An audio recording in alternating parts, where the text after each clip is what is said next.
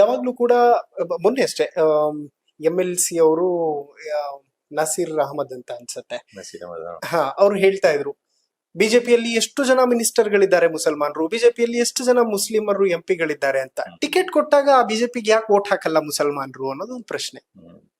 ಇಲ್ಲ, ಅದೇ ಹೇಳ್ತಾ ಇದೀನಲ್ಲ, ಸಿದ್ಧಾಂತ ಅನ್ನೋದು ಬಹಳ ಮುಖ್ಯ. ಅದು ಸೈದ್ಧಾಂತಿಕವಾಗಿ ನಾವು ಯಾವ ರೀತಿ ನಾವು ನಡ್ಕೊಳ್ತಾ ಇದೀವಿ, ಜನರು ತಾವಾಗ ವೋಟ್ ಹಾಕ್ತಾರೆ. ಈಗ ಮುಸಲ್ಮಾನರು ಹಿಂದೂಗಳಿಗೆ ಕಾಂಗ್ರೆಸ್ ಅಲ್ಲಿ ಯಾಕೆ ವೋಟ್ ಹಾಕ್ತಾರೆ ಹೇಳ್ರಿ?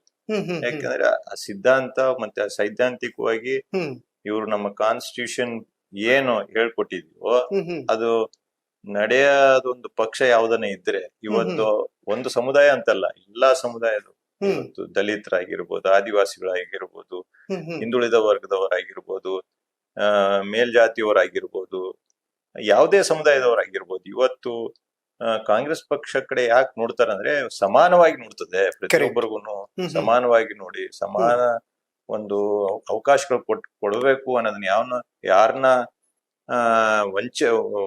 ವಂಚನೆಗೊಳಿಸಬಾರ್ದು. ಪ್ರತಿಯೊಬ್ಬರಿಗೂ ಸಮಾನ ಅವಕಾಶ ಕೊಡ್ಬೇಕಂತ ಒಂದು ಪಾರ್ಟಿ ಯಾವ್ದನ್ನ ಇದ್ರೆ ಇವತ್ತು ದೇಶದಲ್ಲಿ ಅದು ಕಾಂಗ್ರೆಸ್ ಪಾರ್ಟಿ.